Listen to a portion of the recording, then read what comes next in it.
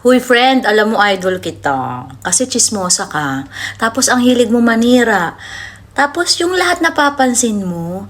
At saka ang dami-dami mong time para pakialaman yung buhay ng ibang tao. Katulad ng buhay ko o buhay niya. Idol kita kasi hindi ko alam kung saan mo nakukuha yung energy para gawin yung mga bagay na yan. At saka, ibang klase kang mag-aksaya ng oras, no? Para sa walang kapararakang mga bagay. Imbis na asikasuhin mo yung sarili mo, yung self-improvement, ayos ang buhay mo, maging productive. Talagang may oras ka para sa amin. Idol kita. Turuan mo naman ako kasi masyado ng positive ang buhay ko. Tsaka masyado na akong masaya. Para naman may konting thrill sa buhay ko, turuan mo naman akong maging masama.